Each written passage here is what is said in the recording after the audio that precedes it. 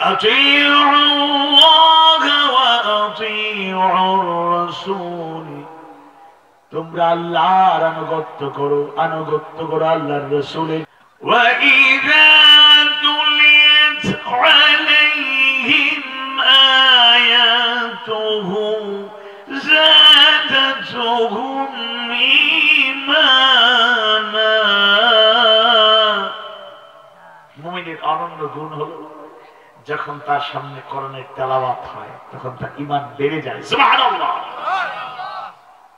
আর সেই আয়াতটাকে যদি শুধু তেলাওয়াত নয়, অনুবাদ, ব্যাখ্যা, বিশ্লেষণ করে আল্লাহর পক্ষ থেকে কি হেদায়েত দেওয়ার চেষ্টা করা হয়েছে কেউ বুঝার চেষ্টা করে, তাহলে নিঃসন্দেহে উপকৃত হবে। কেউ যদি বলে যায়ও না, এখানে গেলে এমন কথা বলবে তোমার ঈমান আকীদা নষ্ট হবে, খবরদার তাফসীর মাহফিলে যায়ও না, তোমাদের বিশ্বাস, চিন্তা, চেতনা নষ্ট হয়ে যাবে। এই যুগেও কি মানুষ এত বোকা হতে পারে? এই যুগেও কি মানুষ এত পেছনে চলে যেতে পারে? এখন ডিজিটাল যুগ, গ্লোবালাইজেশনের যুগ, সায়েন্স টেকনোলজির যুগ, ইন্টেলেকচুয়ালিটির যুগ, মানুষ অনেক সচেতন। দাদারে আদা পড়া দেয়া কোন সময় দুর্বল করা যাইত না। এইসব আমি একটা কথা বললাম, আমার মন গড়া কথা, আর আপনি এটা মেনে নেবেন? No, never. আমি কেন, আমার চাইতে হাজার গুণ বড় আলেম যদি নিজের মন গড়া বানানো কোনো কথা বলে, আমি যদি মুসলমান হই, আমি প্রকৃত মুমিন মুমিনা হই, আমি কখনোই সেই কথা মানতে পারি না। রব্বুল আলামিন সেই আয়াতে কারিমার মাধ্যমে আমাদের শিক্ষা দিলেন, আতিউল্লাহ ওয়া আতিউর রাসূল, তোমরা আল্লাহর আনুগত্য করো আল্লাহর রাসূলের। ওয়া উলিল আমরি মিনকুম, আর আনুগত্য করো উলিল আমরের, কর্তৃত্বশীল দায়িত্বশীলদের। মুফাসসিরদের বর্ণনায় পাওয়া যায় আল্লাহর আনুগত্য করো, এই নির্দেশ শর্তহীন ভাবে মেনে নিতে হবে। আল্লাহর আনুগত্যের ক্ষেত্রে কোনো শর্ত নাই, আল্লাহ রাসূলের আনুগত্যের ক্ষেত্রে কোনো শর্ত নাই।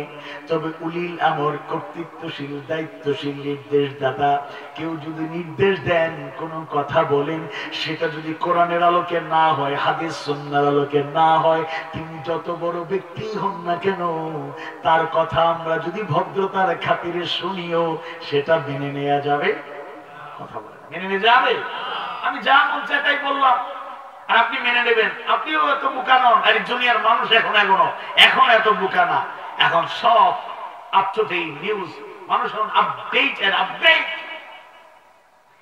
এই কাটাশোলা গ্রামে বসে গোটা দুনিয়ার খবর মানুষ জানে। মোবাইলের অনেক নেতিবাচক দিক তো আছেই, অধিকাংশ নেতিবাচক দিক, কিন্তু ইতিবাচক দিক হলো ইন্টারনেটের এই যুগে একটা মোবাইল ইন্টারনেট কানেক্টেড হয়ে গেলে দুনিয়ার যে কোনো ইনফরমেশন আপনি এই গ্রামে বসে ওয়ার্ল্ড ওয়াইড যে কোনো খবর আপনি নিতে পারবেন। আমি যার দাওয়াতেই মূলত আজকে এসেছি, আমার শ্রদ্ধেয় চাচা যান কবির মিয়া সাহেব, যিনি লন্ডনে থাকেন, টাইম টু টাইম কমিউনিকেশন তিনি করেছেন, বারবার যোগাযোগ করেছেন, কিভাবে মাহফিলটাকে শুরু করা যায়, কিভাবে মাহফিলটাকে সফল করা যায়, কিভাবে কোরআন হাদিস সুন্নাহর সঠিক মেসেজগুলো, হেদায়েতের বাণীগুলো শোনানো যায়, মানুষকে দরদ ভরা কণ্ঠে, মায়াবী কণ্ঠে, হৃদয় উজাড় করা কণ্ঠে, কিভাবে মানুষকে বিভ্রান্ততা থেকে, মিসগাইডেড অনেকে হয়ে যাচ্ছে, তাদেরকে হেদায়েতের পথে রাখা যায়। তিনি অনেক সুন্দরভাবে সেই গাইডলাইনগুলো বারবার দেওয়ার চেষ্টা করেছেন। আলহামদুলিল্লাহ, আমরা সবার জন্য দোয়া করি, তার জন্য দোয়া করি।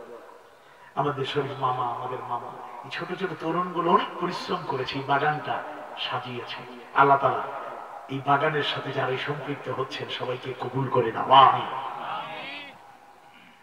ইমানদার ভাইয়েরা, মুমিন মুমিনা ভাই বোনেরা, আমি আপনাদের সামনে কোরআনুল কারীমের 10ম সূরা, অর্থবহ তাৎপর্যমণ্ডিত সূরা আল্লামা ইবনে কাসীর রাহিমাহুল্লাহর বর্ণনায় পাওয়া যায় এই সূরাটি হলো মাক্কী সূরা, এবং উল্লেখযোগ্য অধিকাংশ মুফাসসিররা একমত এটা হলো মাক্কী সূরা।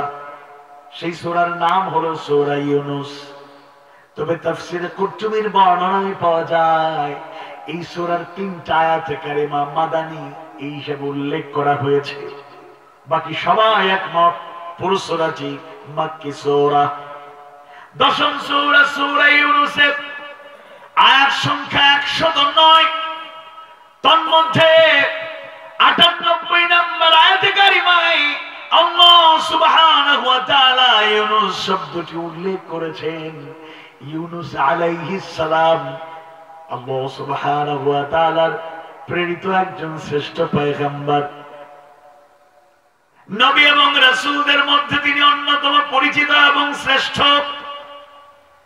যিনি আমাদের কাছে পরিচিত এর অন্যতম আরেকটা সুন্দর কারণ হলো ইউনূস আলাইহিস সালাম যখন মাছের পেটে বন্দী হয়ে গেলেন, অসহায় হয়ে গেলেন, আশ্রয় আর কারো কাছে কামনা করেন নাই, এক আজিম সত্তার কাছে তিনি আশ্রয় কামনা করলেন। আর আশ্রয় কামনা করতে গিয়ে, দোয়া করতে গিয়ে বারবার যেই দোয়াটা তিনি তার জবান থেকে উচ্চারণ করলেন, আল্লাহ সুবহানাহু ওয়া তাআলার কাছে ওই দোয়াটা এত পছন্দ হয়ে গেল।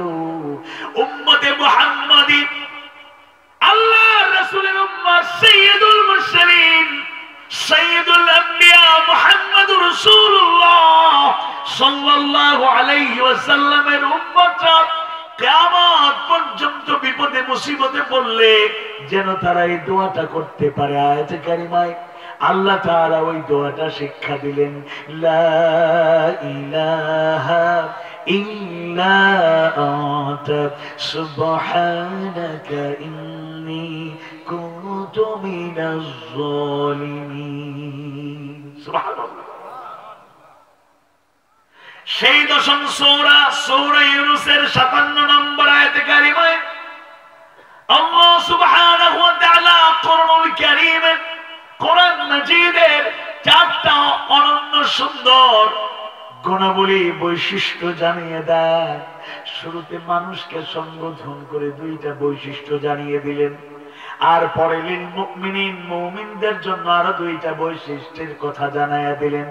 আউযু বিল্লাহি মিনাশ শাইতানির রাজীম, বিসমিল্লাহির রাহমানির রাহিম। ইয়া আইয়ুহান নাসু ক্বাদ জাআতকুম موعظة من ربكم، موعظة من ربكم وشفاء لما في الصدور